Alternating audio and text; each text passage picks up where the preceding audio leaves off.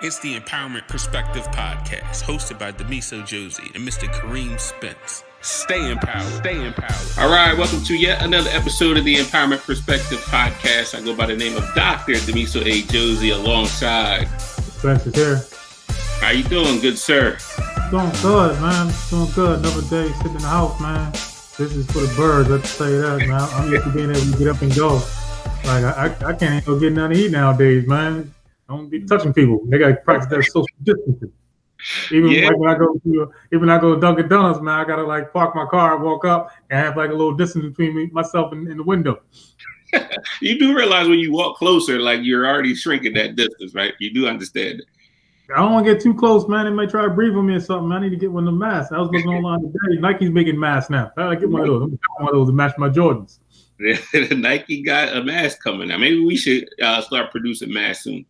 Yeah, Empowerment Perspective mask. Absolutely. Nah, but the last episode we talked to Beth Deacon out there in Iowa. She works in a maximum security prison, and also has a book, 7 Doors In. What do you think about that podcast? I actually like the podcast, and I'm mad because I didn't think the question to ask her.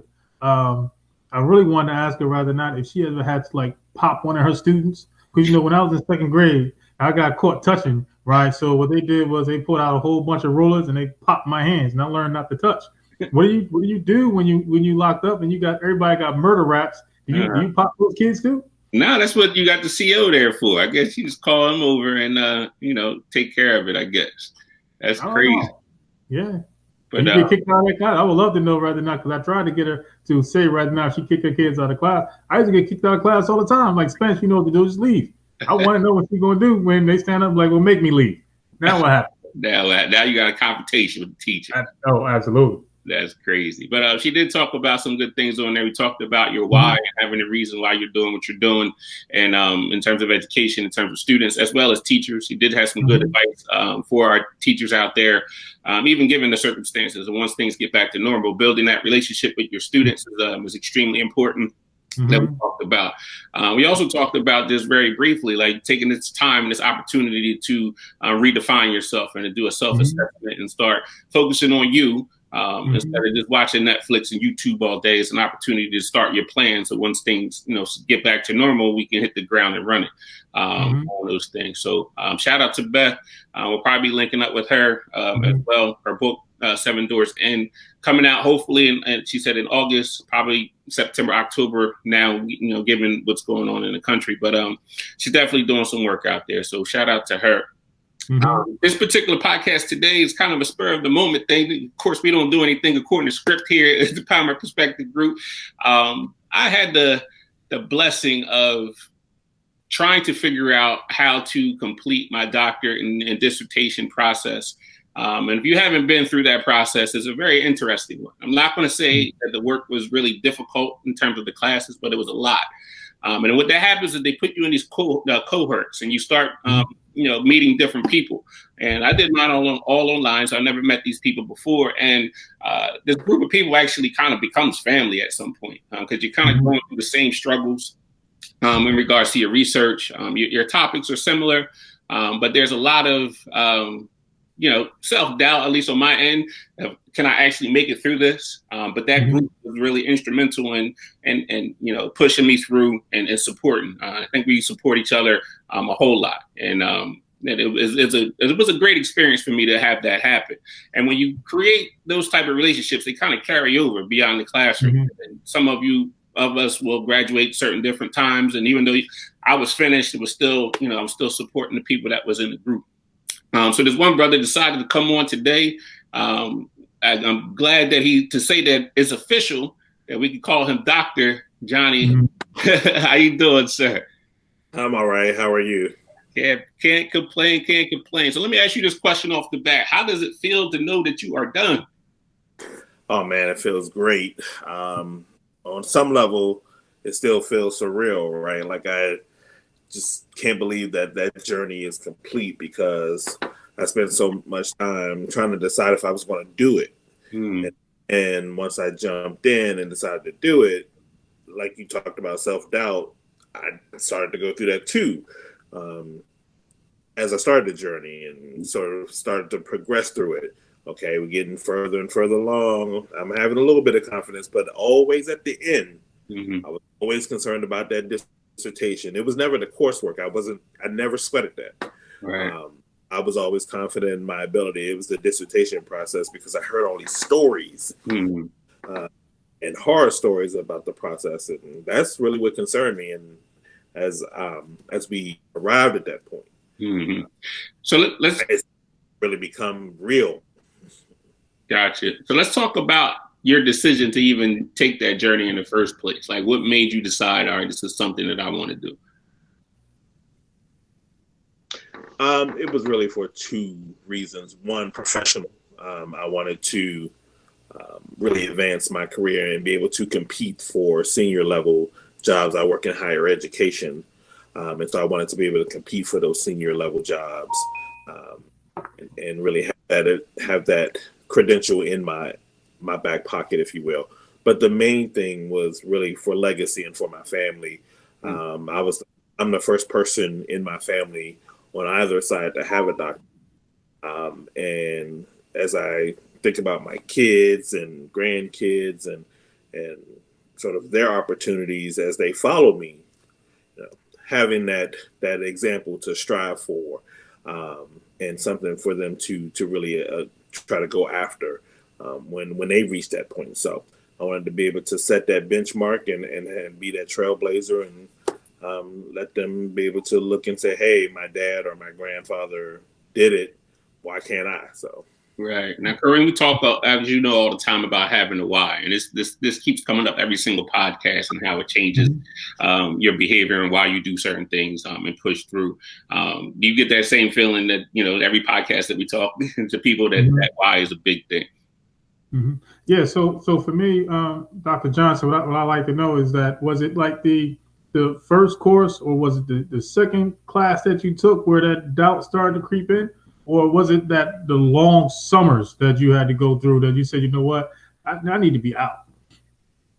No, the first first few courses were fine. Maybe to start with, I had that initial feeling of, okay, we're about to start. What have I done here?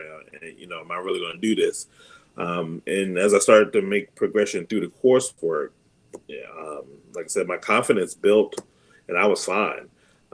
But as we got to the tail end and we started talking about the dissertation, that's when the anxiety popped in, and that's when the doubt started to really creep in. And then once we really landed in the dissertation phase and we had that orientation about the dissertation and this is the expectation, and they were really kind of getting us ready.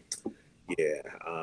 I found myself firmly in doubt's corner. Like, I don't know if I can do this. So, and Demiso can probably tell you, I had some struggles with my faculty advisor that I had to work through because I was having a tough time. So. Yeah, I definitely remember that. One of the keys, at least for me, and I can, I guess, share with everyone else, is that you kind of work with a team of people, and you have to have like your, I forget what they call it, affiliate member, who's a person that is supposed to help you and guide you through the process as well. And I can't stress enough that my affiliate person was awesome. Like, I didn't have to edit anything, and she guided me in the right direction. So it's important to have the right people on your team, because the faculty, they're going to come at you all kinds of angles, and they're going to question your research and why did you do certain things in certain ways. And it's easy in your brain that it kind of makes sense, but you're not necessarily writing for yourself at that point. You're writing for someone else. And I think those two things are important. One, having a support system around you, and then two, being able to step outside of yourself and you're really writing like it's a final paper, like in an exam. And you got to really tell them what they want to hear in order to pass it. One of the faculty members definitely said to me, what stuck in my mind was, this isn't your life's work. Like, your job right now is just to pass it, and then you can go on and do your life's work. And once I realized that, I was like, oh, well, you just tell me what to write. Then I'm just going to write what you want me to write at the end of the day. So when did what was your topic? Talk about your topic, because we have similar topics, but talk about your topic and why you chose to focus your dissertation on that. So my topic really dealt with examining why African American students, college age students, and really a little bit beyond your traditional college age students, made their ultimate decision to attend the college that they decided to ultimately attend. So I really wanted to see just essentially, why did you choose that college? What was it about that college that made you go there? It didn't matter what college that they went to, but I specifically looked at African American students because, like you said, that was sort of one of the things that I kept getting hung up on. I wanted to look at everybody. I want to look at every student. Like, let me get a collective picture. I want to look at, white students, Asian students, everybody. But finally, when I had that breakthrough moment, when I had that long conversation with my faculty chair, she basically said the same thing. She said, look, don't try to make this your life's work. Your goal is to get out of here and try to make it a condensed version of what you maybe want to do with your life, but leave all that for after you get out. And I was like, oh, okay. All right, that makes sense to me. So so I honed it all the way in on just starting with the African American students. And so I just wanted to see, why are you choosing that college? What made you want to go to wherever it is you ultimately decided to go? And essentially, it came down to fit. It was really, everybody had a perception of or an idea of what made it home for them, what made it a fit in terms of what they were looking for, whether it was financial. The school offered me the most money, and money was my motivating factor. Whether it was the culture, some students said, "Hey, the school felt like home to me because everybody was so nice, and I really felt comfortable and safe." Some people just flat out said it was close by, and the location was important to me, as well as some other things. But they all had one central idea that really made it a fit for them. And there was really no rhyme or reason. It just comes down to individual taste, individual personalities. Some of it had to do with kind of how they were raised and their backgrounds. But, it really boiled down to individual taste, individual characteristics. So. If I can chime in for a second, Dr. Johnson, Sure. as you talk about decisions and decision that's being made, to attend somewhere for over 4 years. Myself, I think now looking back, I think the CIAA would play a major impact, rather not if I would have went down to one of the HBCUs. Howard Homecoming would have played a fact had I been exposed to it. And definitely if I had the opportunity to see the University of Hawaii, I definitely would have made that selection. Okay, listen, man, that has nothing to do with academics. I'm not going to school for academics. How many kids now go to school for academics? Anybody going to school for academics? Right. Extracurricular activities. Right. Like going to Club McDonald's. Absolutely, yes. For those of you who don't know Club Mickey D's, if you, I went to Temple University on North Broad Street. There's a McDonald's that stayed open probably 24/7 before there was such a thing called 24/7 McDonald's. And that was like the after hours spot. We called it Club McDonald's. After you come out the party, everybody would go to McDonald's, get your eat on, and cars would be out there and partying, and shenanigans would take place. So even if we went down to the Freaknik would have had me be a Morehouse man. I tell you that now. These are all the things that we don't have anymore that impact educational decisions. The thing that I'm listening to, though, in terms of your research, I'm wondering, like, you talk about fit in terms of, the student feel comfortable in that environment, but how come a lot of adults don't take the same approach when it comes to their careers and where they work? That's one of the big things that I like when I go on interviews. It's more of an interview for me than it is for them. Like I in my mind, I say, do I really fit at this company? Like, can I see myself working with these people? I know my skill set, but I think a lot of people try to take the opposite approach when it comes to finding employment or working.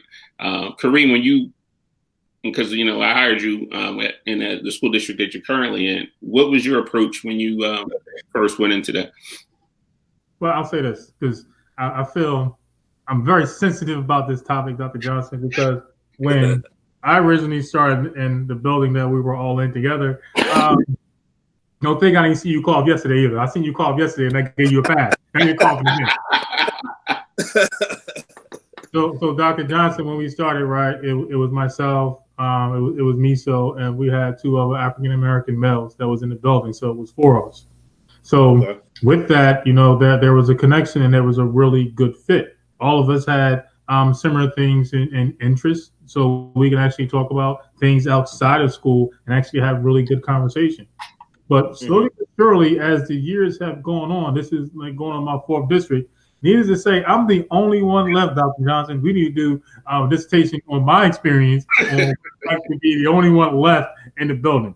It's like everybody got tickets and they just left to tell me, "Hey, listen, we leaving. Don't forget, you're supposed to leave too." Wow, yeah. You definitely want to get an HR person in there to. No, she left too. the head of HR left too. HR person, academic person who's doing their dissertation in a related field, so that they can find out kind of what was going on there and why you all first gathered and kind of what led to him. No, I'm pointing the finger. It was him. He was everybody, and then he left. Okay, well then there you go.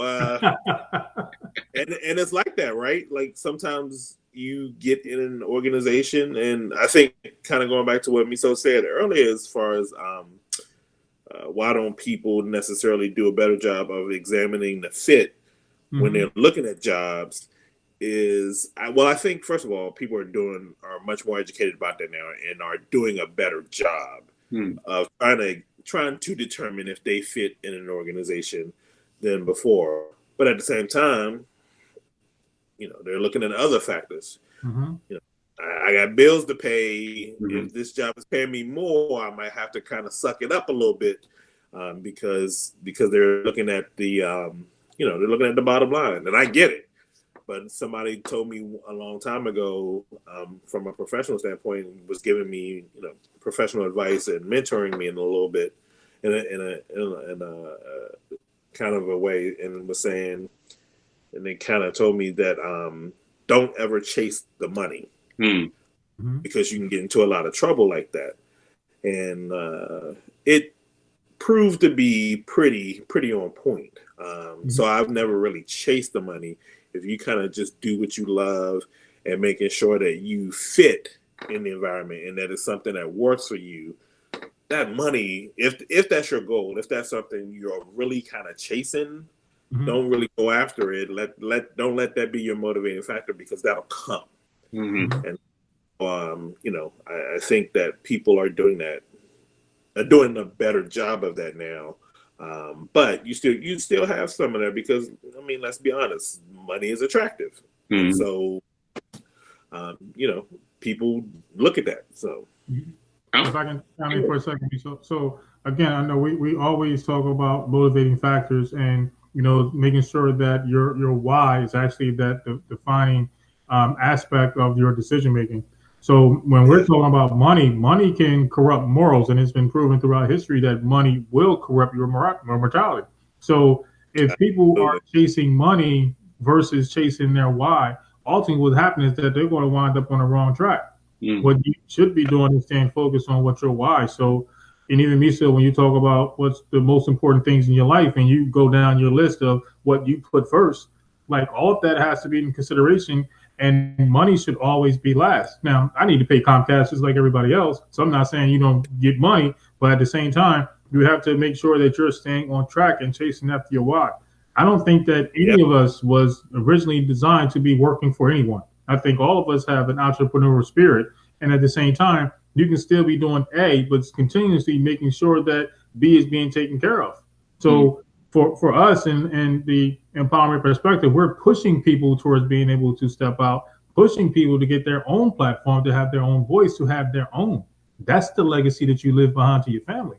Absolutely. Yeah, absolutely. And I think this is a prime time to really do that self-evaluation piece in terms of here's my core values, and here's what's important to me. Here's my why. And then building your plan around that concept. Dr. Johnson, I'm glad you said that, because a couple podcasts ago, and I was like, we chase service, and the money's going to come at some point. You know what I'm saying? We love to do what we do, and it's part of our value system. Obviously, we have to feed our families, and we make sure we do that. But at the end of the day, I believe that we all have a gift, and then once you find that gift, you put it in different vehicles. So for us, the counseling, the teaching, the motivational speaking, all of it really is the same lane. It's just a different vehicle that we choose to put our gift in. So if I can encourage anyone right now, it's to sit down and find out what your why is, find out what your gift is. And people always ask me, how do you do that? Well, find those things that you are comfortable with, that comes easy to you without you even having to think about it. Whether it's drawing, whether it's speaking, whether it's singing, whatever it is that is to you.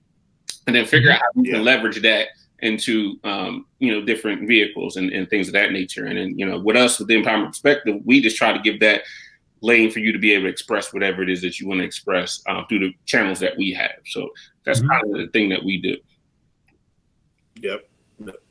Absolutely. So now that it's done, you're in this interesting situation right now because what's going on, obviously, in the world. The university that we attended only has graduation one time a year. How are you dealing with the fact that I know you went, because not to get too personal, but you went from, how can I invite all these family members to my graduation to now possibly not even having one. I don't even know how they're going to handle this. It's kind of helped me out in a sense, right? So, I was really concerned. Truth be told, I'm over graduation. Like, I didn't want to go to graduation just because I've walked many times. And I'm kind of burnt out. It's just a long process, and I just didn't really care for it. I got my diploma about 2 months ago. I'm good. You good? So, but my family, it was important for my family. They wanted to celebrate, so I said fine. But I have a huge family. I have 5 siblings. I got 100 cousins, a bunch of aunts and uncles. And like I said, I'm the first on either side to get this achievement. Everybody wants to come, and, space is limited. So, had to consider that. Now this entered coronavirus, and now graduation is threatened, and, probably won't have it, which is fine. Everybody understands the situation, but I still haven't received official word if they're going to go on and have it. I think it'll still work itself out because most of my family is still erring on the side of caution. To be honest with you, if they said that they're going to hold it, I'm not sure that I would go. Right. Just because I didn't want to go in the first place. But, so this is kind of my own little personal bailout. Now, speaking of bailout, now both of you guys have had opportunity to graduate and have doctorate degrees. Now, I know that we're coming upon this season, which is graduation season, and most high schoolers, they get envelopes when they graduate. We give them a couple of dollars, and when people graduate college, we give them a couple of dollars. What do you guys get when you get your doctorate degree? You guys get envelopes still, or no? I'm gonna show you right now. Okay, that's it. Right. That's right. it. You might get a dinner. You probably get a dinner or something. But, no envelopes have come my way, and I don't anticipate that they will. So, that's fine. It's fine. The achievement is fine, and it's really enough. And if we get together and have dinner, that'll be more than I could ever really ask for. And I'm totally fine with that. But no envelopes. And so you talked about the high school graduation and the college graduation. For that audience, I'm disappointed with this whole Corona thing. That, those graduation ceremonies, I think, are important. Oh, absolutely. And I was all hyped about those events in my life, but at this, like I said, I'm over it. But for that audience, that's awful. And it's unfortunate. I hope that they'll have the opportunity to make them up or postpone them or something, but you can't get those memories back, and for them to at this point kind of go through what looks like they're going to be totally vacated. I feel bad for that audience and their family. Sir, I definitely appreciate the work that you have done and the accomplishments that you have made. I keep saying it, and I can't say it enough. The support that our group has had for each other, I think, to me, that's what got me over the hump, at least, and in those moments of doubts of completing that dissertation process. So I definitely appreciate you as well as Valerie and everybody else that was a part of our cohort. So any last words of advice for anybody that's going through this process, Mr. Dr. Johnson? Yeah, absolutely. I echo those sentiments fully. Our group has been amazing. I'm pretty confident that without the support that we really all provided to each other, man, I don't even want to think about where I might not have finished, or I might still be writing. Who knows? It definitely was very helpful to kind of push each other and challenge each other, and really just kind of give those words of encouragement that was not necessarily needed to be heard, but needed to be said. When I was really having the struggles with my chair, you guys basically said, look, you just might need to go ahead and have a conversation with her, because y'all need to hash it out, it sounds like. And I was like, you know what? They're probably right. And so that was a really critical turning point for me. Like when you guys said that, and I went ahead and just followed that advice. It was a great conversation. We talked for like 3 hours, me and my chairperson, and everything turned from that. So, just little things like that were very helpful. And I would say for anybody out there that's kind of going through that same process and finding difficulty, make sure you have a good group. I know you don't always get to choose that group, but if you do, make sure you have a good one that you have selected.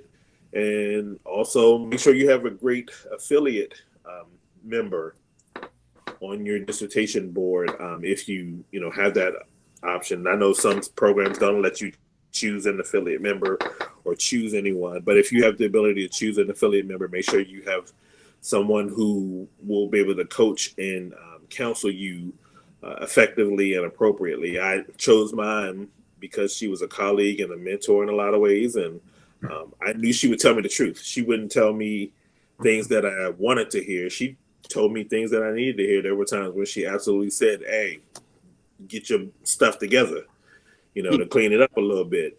Mm-hmm. And, you got to push through. You're getting soft on me, all those kind of things. So I appreciated that candor. Right. Any plans going forward, or was this just an opportunity for you to complete, your doctorate, or what's the plan moving forward? I'm pushing to go to that next level professionally. Looking at some other opportunities that this has opened up for me in terms of being able to do some adjunct work. I'm looking at some other promotional opportunities in terms of speaking and presenting at some different conferences. I was recently hooked up with an agent who aligns speakers in the field of education to do various presentations. So he's working on some things for me, and hopefully, our group can get together and then do a collaborative project ourselves. So no, it definitely doesn't stop. I really think, and someone mentioned this to me, when you get your doctorate, that's not the end. It's actually kind of the beginning of a lot more to come. So, and I see that. So, definitely, there's more to come. Absolutely. Well, Dr. Johnson, definitely appreciate you for being on last minute. Hopefully that, you and your family are staying safe down there, and you continue to do the great work that you're doing, because you're inspiring the next generation too, because you got little ones that are looking up to you, and then their friends and everybody else. So, your work is definitely going to expand beyond what you believe can happen at this particular point. Absolutely. Thank you. And same to you.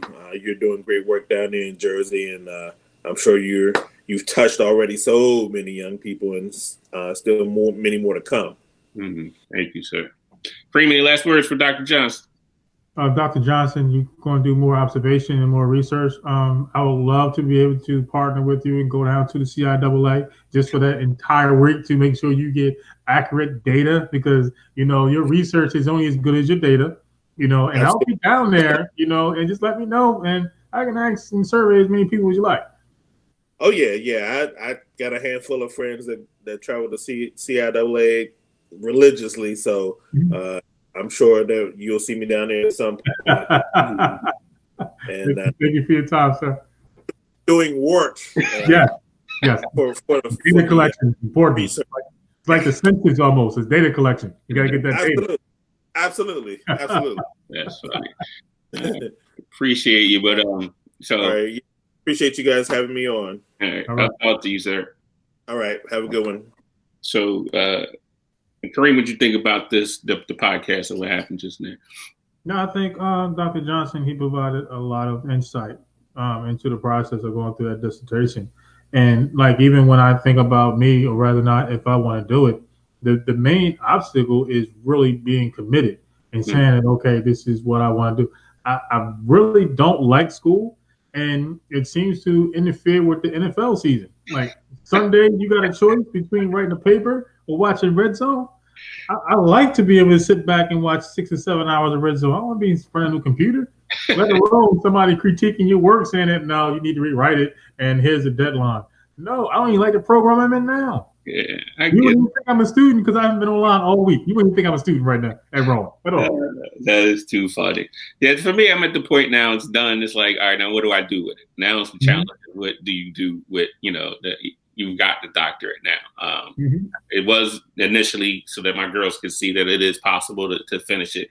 And just like Dr. Johnson, I am the only one in the family that has it. So that was that motivation as well. And know that I beat my brothers too. So that was also, motivating me being petty in that. So speaking of your brother, what is he doing now that he can't travel over to his office? Well, he's stuck here. I got a message from him the other day. Matter of fact, I think it was Wednesday, and he said, I have to try to close $1 billion worth of deals by Friday. And he said, the hardest part is I have to do it from home. So I was like, yeah, that's why they pay you what they pay you. We need to get him back on, because if he got $1 billion to spend, I only need a couple million. He got plenty of zeros left. Just give me a couple million. I want to buy a Bentley. That's all. I want to show up in the parking lot one day in a Bentley. That is too funny. That's too funny. So just to wrap this one up, again, those of you interested in the dissertation process, and even beyond that, anything's possible. You put your mind to it, surround yourself with the right people. Anything's possible for you to do that. Again, we all have a gift, and I think we're all made brilliantly. And I think one of the things that you talked about was we're not necessarily meant to work for somebody else. And when you're going through that dissertation, you're not working really for somebody else. I mean, it is a true test of you being able to do anything that you put your mind to. And then if you go through that process, I mean, you kind of feel like the sky's the limit. And take some of those things that you've learned during that process and apply it to other areas. So again, I can't stress enough, take the time now to do your self-assessments and reassess yourself right now and start creating that plan for, once things get back to normal. And, I try to live my life without any regrets going past this particular situation. I'm almost ready to go full throttle and see what happens in the next year or two with the Empowerment Perspective Group. Yeah, but the one thing I want to change is, because we can change, and I know I said it yesterday, is things getting back to normal. How about we start pushing the new normal? Because what we're looking for is for people to have new mindsets.